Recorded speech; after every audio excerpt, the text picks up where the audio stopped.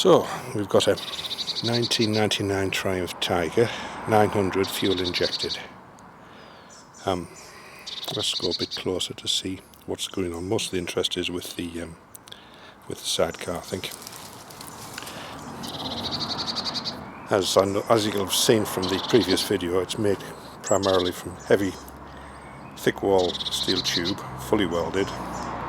The aluminium sheetwork that you can see is 2mm thick. It's all fastened with stainless fasteners. Everything on the bike is stainless. Well, everything that can be stainless is stainless, put it that way. All the brackets that I've made, bolts and that kind of thing.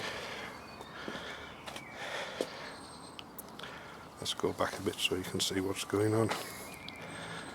There's a mounting there for this video camera, which is good. You can just slide the camera into the back of the mounting. As you can see, it's got some flexibility in it, so that it doesn't pick up the vibration from the bike, and it actually weighs about 4 kilos. It's quite thick steel. It's lined with carpet, and the video camera actually just jams in there quite nicely. Sidecar is a Honda Comstar. It's braked, drum braked. The nut in the centre is a left-hand thread, so that's nice and secure. 16mm, I think it is. The sidecar suspension is a box section, quite heavy, 1/4 inch thick. There's 2 bearings in the front end, and you can see a grease nipple on the top. Those bearings carry a 1 inch diameter shaft.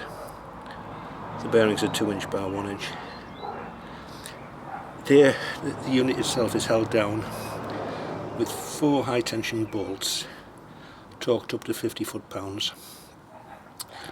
But you can slacken them off, and you can twist the wheel in or out to adjust the towing if you want to. Because of the high tension bolts and the torque I've got on, it's never going to slip. The brake to the side, as you can see, there's a foot brake there which you can operate very effectively with your heel, and it runs through a cable to the brake itself. Fairly heavy duty suspension unit. It's rated at about 300 pounds per inch. Seems to do the job quite nicely. The floor is 6mm checker plate, high and low tone horns. Nobody's going to not notice you there. They might look around and look for an HGV, but what they're going to see is an outfit instead. A hydraulic damper, plenty of heavy duty steelwork holding the sidecar to the bike. Quite a massive subframe, which has got 1, 2, 3, 4 points of connection to the frame itself, plus a diagonal brace which goes up and picks up the headstock. Giving you a few details about the swinging arm, the leading link forks in that previous video. They are made from heavy duty steel. The main legs are actually 42mm diameter, much bigger than some of the competitors. The suspension units are made by Progressive in America, and I've fitted those with the heavy duty spring units, which work absolutely right. The rating is just right for the weight of this bike. This is a nice little feature, if I can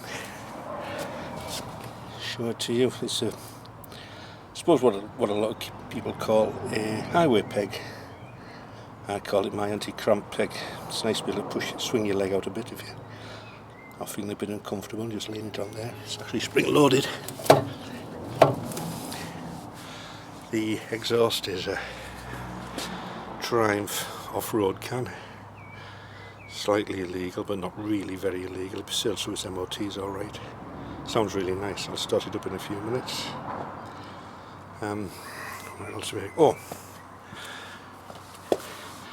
There's a touring Scott oiler there behind the number plate, so it keeps the chain fed for us as long as you want.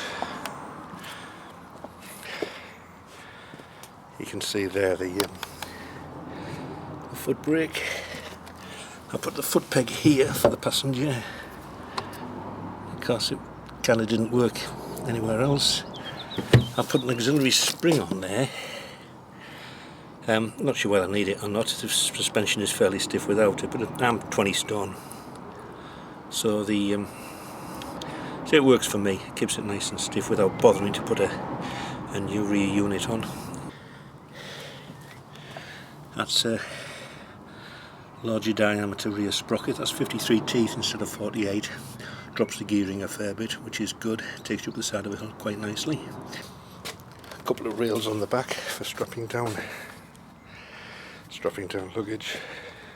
Set those rear rails so they'll take a 5-gallon jerry can just nicely nestling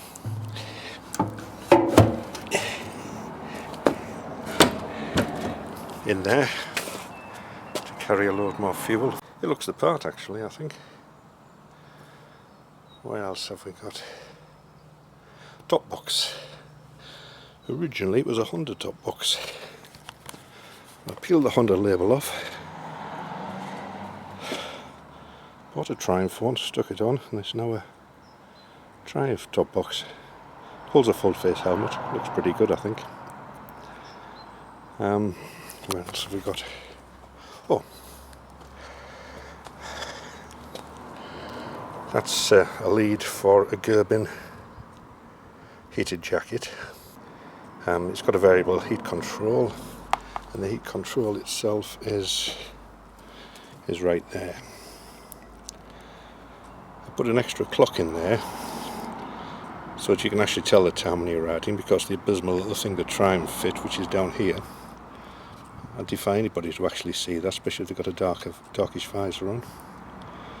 There's the control. Oh, it's got heated grips, and there's the Oxford heated grips. There's the control for those.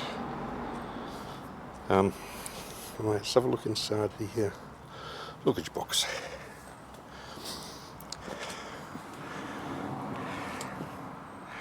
Twist that handle. Padded seat, of course, and that swings forward. That works as a table for when you're having your picnics. And in here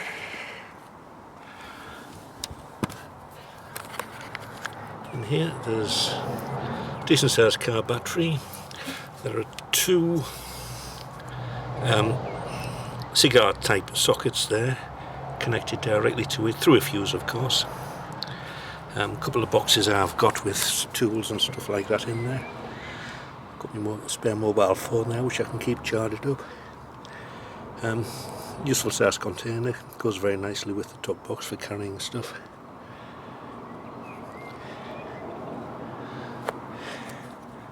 And that's got a fairly all this is stainless steel. If you look, they're aluminium or stainless steel. Even this bracket here is stainless steel.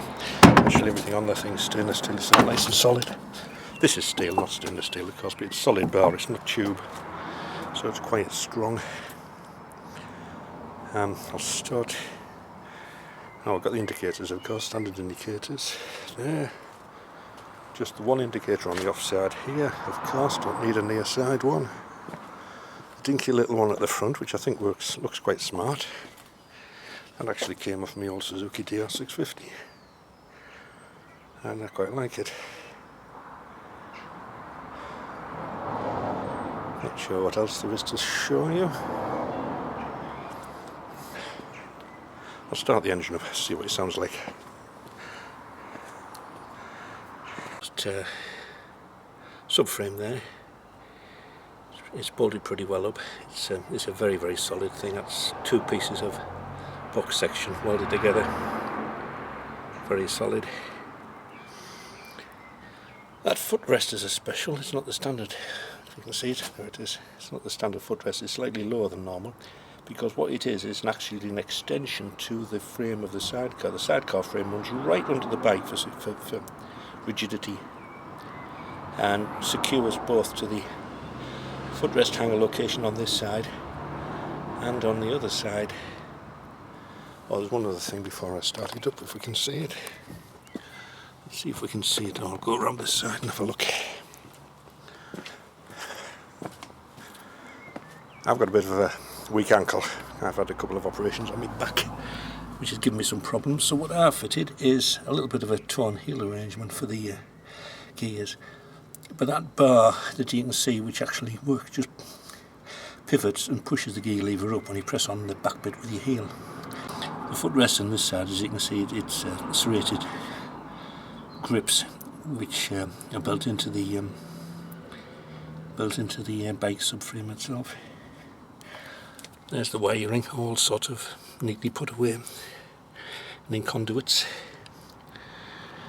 What was I going to do? Oh yes, start her up. Start her up. There's a picture of some of the bracketry on this side to hold everything together. It is adjustable as it happens.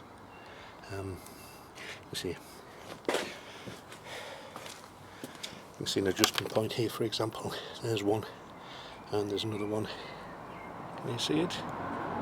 Yes, sure you can. There it is. Yeah. That's telescopic. That bolt actually, that's solid bar in the middle. And that bolt actually goes right the way through it once I've got it set. But it could be adjusted again. What was I doing? Oh, starting the engine up.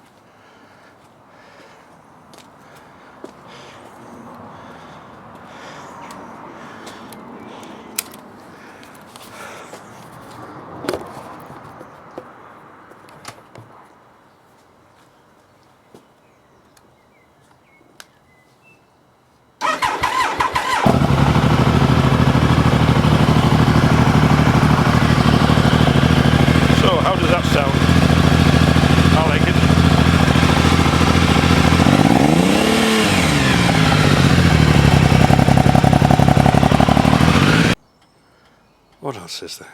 That's about it, I think, really.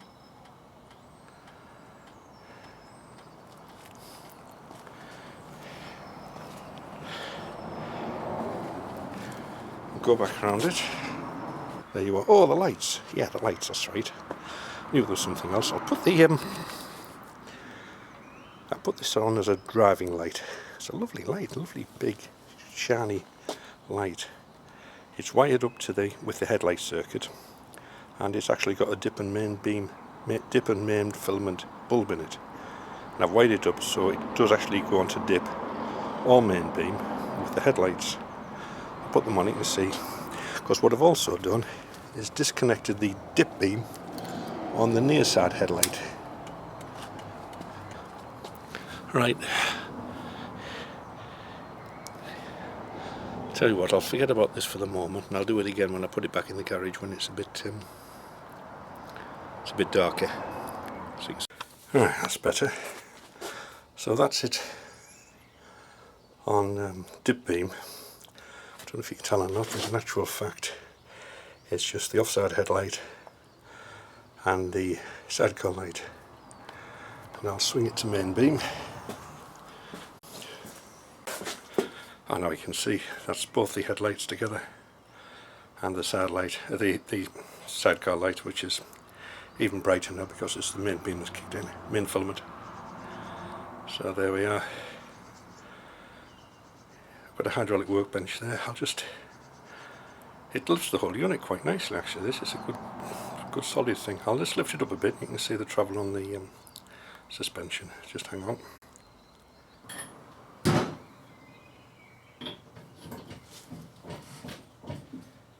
You're getting it? It's starting to move now. I'll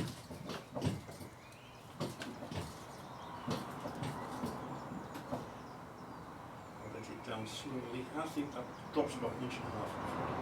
Maybe an inch and a quarter.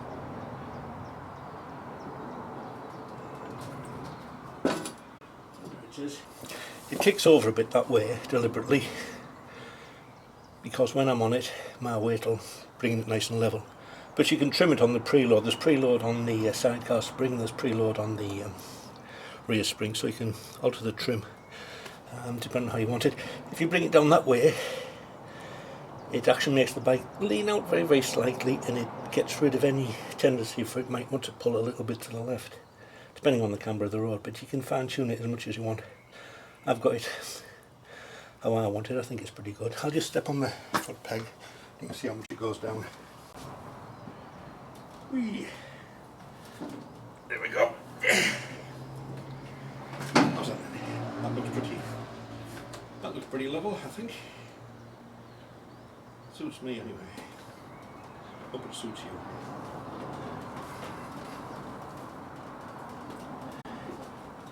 Right, there were these sprockets that I took off. They're actually almost new. They're made by Renthal. The previous owner put them on, and they've only done about 1,000 miles. So they're in virtually new condition. The front sprocket is an 18 tooth. And the first thing I did was to put a 17 on, which dropped the gearing very slightly. This standard rear is a 48 tooth.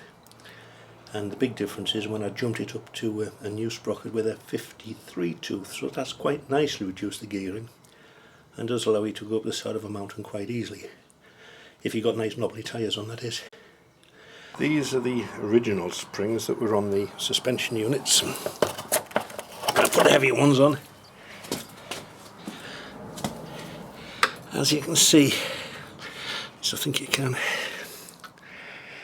there's a fair bit of difference in the wire diameter. The ones I put on are much stiffer. They are genuine Progressive ones.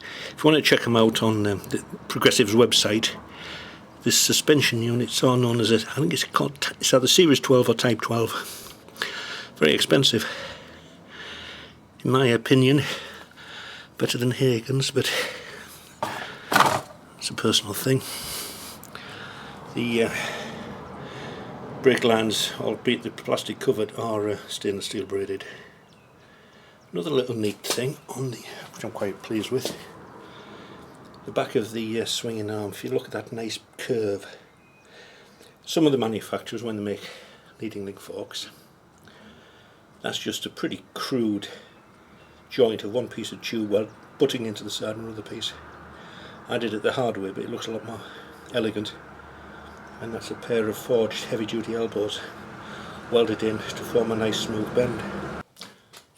As you can see, I've fitted some high intensity repeaters for the indicator warning lights. The standard ones are okay, except in bright sunlight. You can miss them, which could be quite dangerous if you leave the indicators going. But these ones actually are very, very bright LEDs, and it is almost impossible to miss them.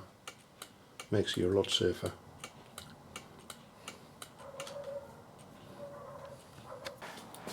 I've taken the seat off just so you can see what's going on in there. A couple of differences to standard. That thing there is a thing called a pulse width modulator. That controls the amount of current that gets to the heater jacket. That's a warning sticker for the K&N filter that's fitted, so that will never need changing. In here there used to be a battery, but of course there ain't one in there anymore. Now there's a few fuses in there, and of course the lead for the heater jacket. Oh, here, take this cover off, there's a socket. Here is a cable that is called an OBD, onboard diagnostics socket. So I can plug this cable into that socket like that, and on the other end of it is a USB connection. I plug that into my laptop. You can download a neat piece of software off the interweb, and also the different tunes for the engine management system. I've selected one that is right for a bike that's got both an aftermarket cam and a K&N filter. So it's as easy as can be to, on Triumphs and Motor Guzzi's, one or two others allow you to do this, but I don't think any of the Japanese ones do. But it's brilliant. It also allows you to see if there's any fault codes have come up and cancel them out, or if you can't cancel them out, you can find out what's going on. I've never had one come up. There's the control for the adjustment for the preload, so that's dead easy to adjust if you want to alter the trim of the bike. What else is there? Oh, that's the ECU itself. Don't even talk about that, that's full of all the electronic gubbins which you don't understand. Just put that back on there. It's just housed in there just to keep it secure. It will be if I can get it back on.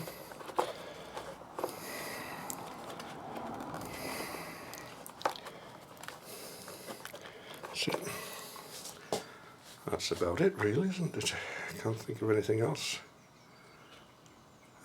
Right, I'm going to leave it like that.